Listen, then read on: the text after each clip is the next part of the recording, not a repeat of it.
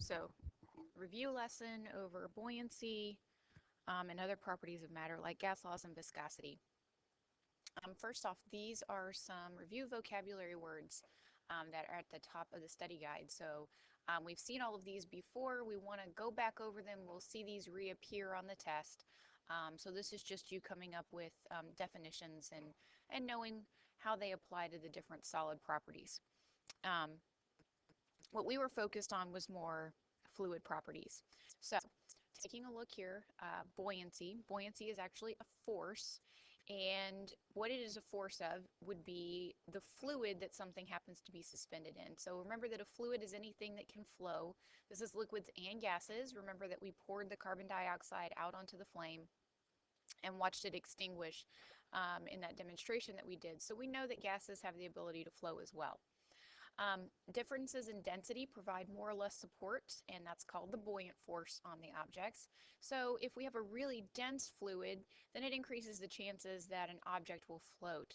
Remember that more dense objects have more tightly packed molecules, so that means that there is more support for them for each of those individual molecules present.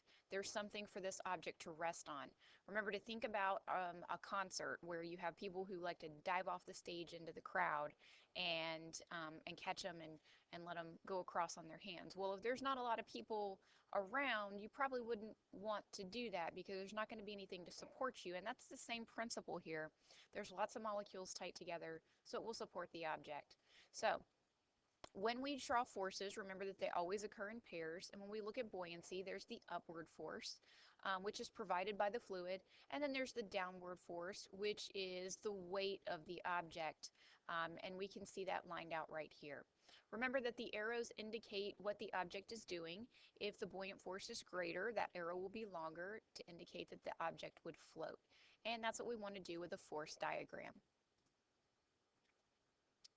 Taking a look at Archimedes' principle on buoyancy, um, remember that Archimedes said it has to displace its own weight in fluid in order for it to float. So the weight of the displaced fluid is equal to the buoyant force. And if that buoyant force happens to be greater than or equal to the mass or the gravitational force, then the object will be floating. So finding that buoyant force was what we practiced and looking at the calculations. So we want to compare the weight of the object to the weight of the displaced fluid. So we start by looking at volume and then we get the weight of it. So let's look at the examples that we did.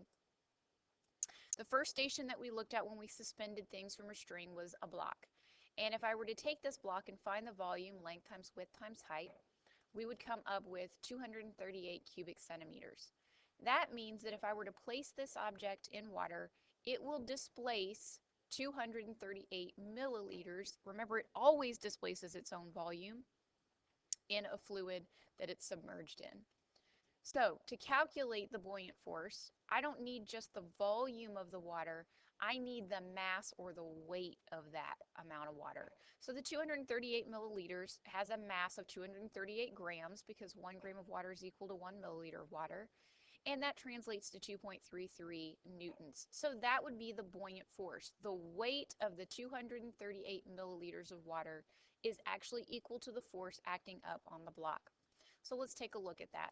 Now remember, we did a block, not a little boat, but that's what we see in the picture here. So the weight of the displaced water fluid here, 2.338 newtons, that's what's acting up.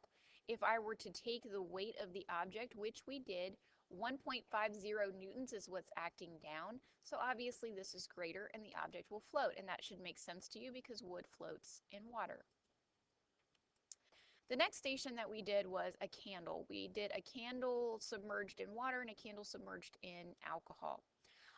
So the candle displaces its own volume, everything always does, 20 milliliters, but these have different densities. So 20 milliliters of water is going to have a different weight than 20 milliliters of alcohol. So their buoyant forces will therefore be different. So we can see the math as far as why density makes a difference. So the 20 milliliters of alcohol is going to weigh 0.154 newtons, and the 20 milliliters of water is going to weigh 0.196 newtons. So we can see that this one provides more buoyant force than the alcohol does. So looking at that applied to what we did, we should have seen that the alcohol did not support the candle. It actually sunk down to the bottom. And we compare it to the weight of the candle, 1.72 newtons down, 0.154 newtons up. And we see the water is the opposite situation. Same weight candle, but the buoyant force is greater because the density of the water is greater. So we can see that that is going to affect it.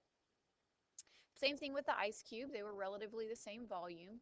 And the weight of that particular ice cube was approximately 0.180 newtons. See, we have it here in alcohol and in water. Remember, these are different densities, so alcohol provides a different buoyant force than water.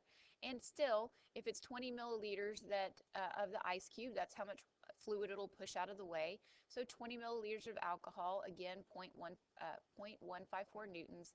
20 milliliters of water, 0.196 newtons. So it's the weight of the fluid that we are after. And remember that we figure that out based on the volume of that object. We know it will displace that amount. We just need to know how to figure out the weight of that amount. And so that's what I'll fast forward to since we did some other lab things. Remember that we came up with these two different methods, and it's dependent on the information that you have. So if we have the weight of the object in the air, and we have the weight of the object in fluid. Remember that weights are forces, and that's why we abbreviate it this way. The weight of the object in air, the weight of the object in the fluid is actually a force. And we take those and we subtract them. Then we know how much upward or buoyant force that this liquid is actually providing, or fluid. It could be a gas, but most of the time we're looking at liquids. So in this case, 2.25 newtons minus 1.5 newtons gives us 0.45. Remember that with subtraction, we want to round based on the number that's the least precise. So we would want to have one decimal place to match the least precise number. We would round that to 0.5 newtons. That is the force acting up on this rock. Remember that the force acting down on this rock is its own weight. So 2.25 newtons compared to the 0.5 newtons upward, we can see this object will sink. So if I have these two different weights, I can find the buoyant force that way. If I don't, then I have to use the second method. And that's where we will look at the volume of the displaced fluid times the weight of 1 cubic centimeter. In the previous examples for the lab, I just gave you the information, and this is how we actually come up with the numbers that I showed you. So, for example, we have a ball that's 153 cubic centimeters.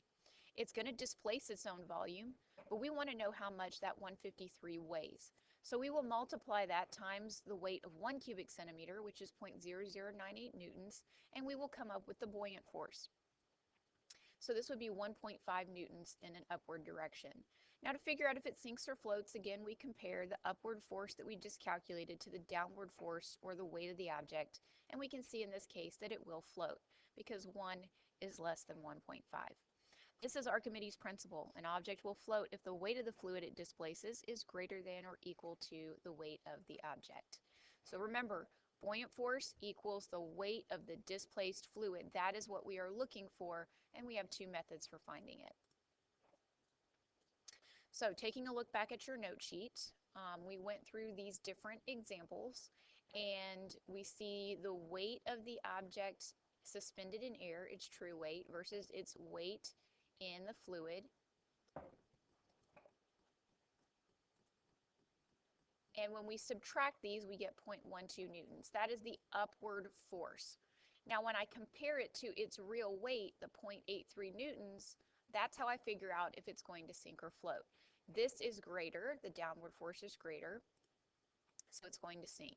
Anytime you are coming up with sink or float, if it is hard for you to understand what to look at, make sure you use the arrows. Identify your forces. This is buoyant force because that's what we calculated, okay? And this is the downward force, the weight of the object. Draw your arrows so that you can compare. All right, if you want to pause and try and work these, and then I will put the answers up.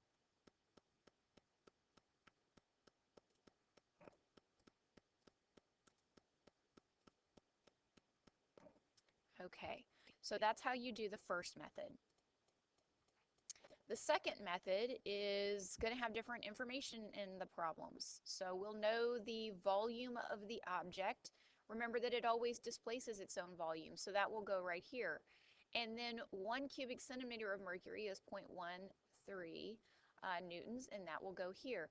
This is actually the weight of the object. So it's provided so that you can figure out if it sinks or floats, but it doesn't actually have anything to do with calculating the buoyant force. So this is what your problem should look like. Remember that when you multiply, you want to round based on the least amount of significant digits, which would be this one. It only has 1. So I would round the 0.65, the 5 tells the 6 to go up to 0.7 newtons. When I compare the 0.7 Newton upward force to the 0.55 weight of the object downward force, I can see that this object is going to float.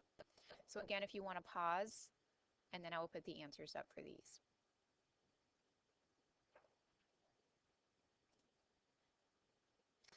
All right, so hopefully that's what you came up with, ignoring the extra 0.0 here.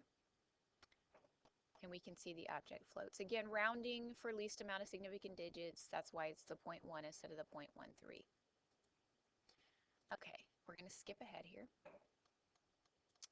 All right, when we did our lab, just to reiterate, remember that an object will always displace its own volume. If it displaces its own weight in fluid, then it will float. If it doesn't, then it will not. So if a piece of rubber has a mass of 45 grams, how much water will it have to displace in order to float? At least 45 grams, so 45 or higher. If a boat weighs 100 newtons, remember that that's the downward force, and it displaces 250 newtons of water, that's the upward force. How heavy a cargo can it carry? Well, remember, it has to displace its own weight in fluid or more, and it's clearly displacing a lot more than that, 150 newtons more than that. It can go all the way up to that 150 newtons extra on top of the weight of the ship and still be floating. So that is Archimedes' principle.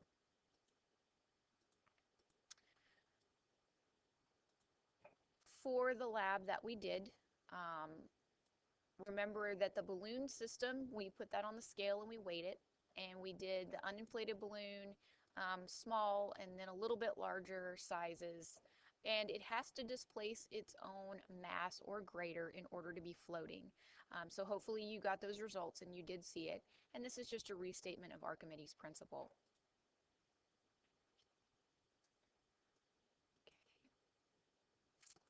All right. On this graph right here, you can see that the weight of the object doesn't change. It's the same the whole way down. And how much it displaces is going to be the same because it's the same volume. But the weight of that displaced fluid is what is changing, and that is what's determining if it's going to sink or float. So that's all based on density. So we can see that these lower densities do not provide as much buoyant force as some of the higher densities like the glycerin or the corn syrup. They are able to get the object to float where these are not. Again, always displace its own volume, and if it displaces its own mass or weight, then it will float. Remember when you're drawing your force diagrams that whichever one is greater will be longer, so if it's floating, buoyant force will be longer than the weight.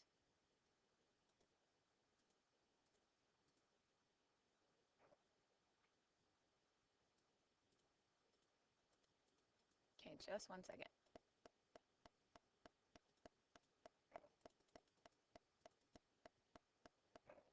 All right.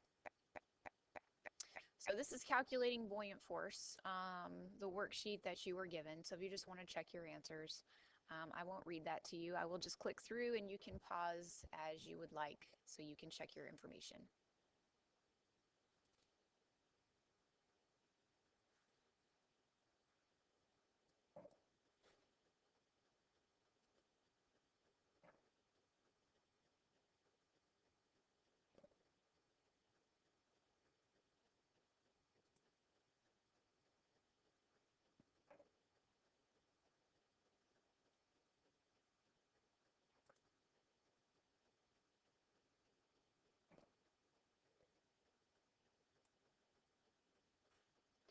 Okay, so that's calculating buoyant force.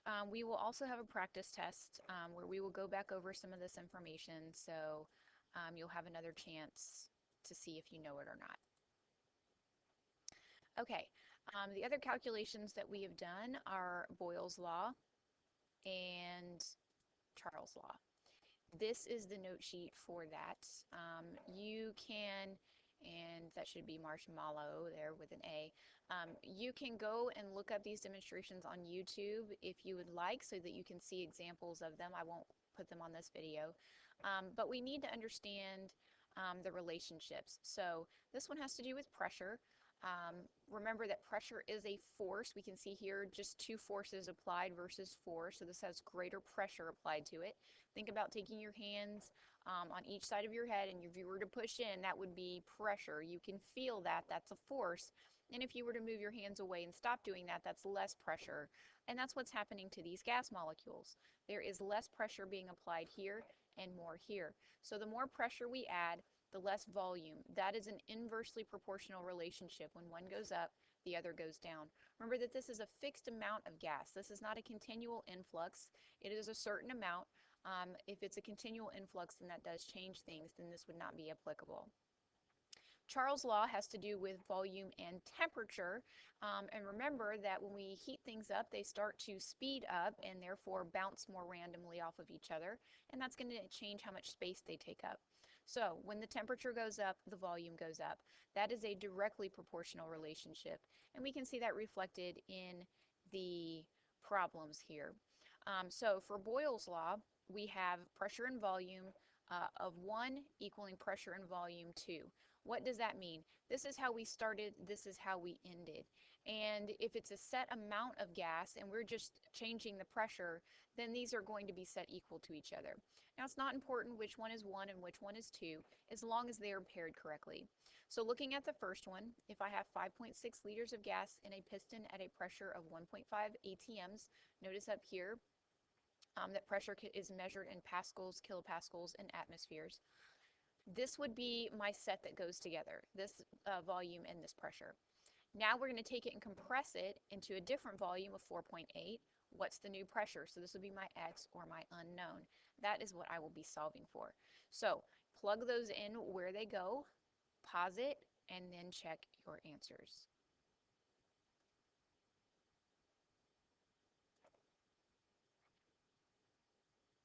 Okay, so this is the answer to the first one, 1.8 atmospheres. And the way you know which unit to use would be based on whichever unit was in the problem for the other pressure. For the volume, if it's liters here, then it'll be liters on the other side. So they'll be the same unit. So you just pick which one is actually in the problem. Remember to round for significant digits because it's multiplication. So this would have 2 because the least amount is 2, 1.8. Now, for Charles' law. Charles' law, again, is another set of plug and chug. You just put it where it goes and you do the calculations. This one is set up differently, like a proportion, because it's directly proportional. So you can solve it that way. You can do the cross multiplication method. And for those of you who would struggle with rearranging equations that have a sort of a fraction type setup, I would recommend doing that. Notice here that it says the temperature must be in Kelvin scale, and to get Celsius over to Kelvin, you add 273 to the temperature. If it's already in Kelvin, you just leave it alone. So again, we want to identify the initial that goes together versus the new.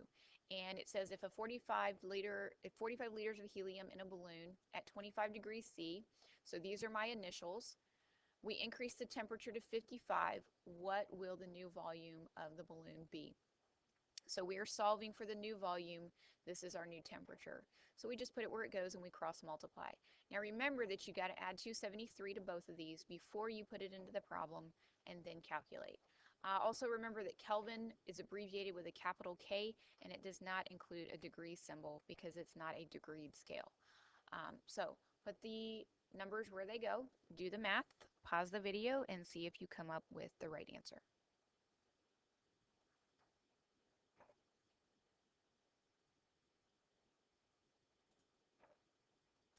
All right, so this is the setup.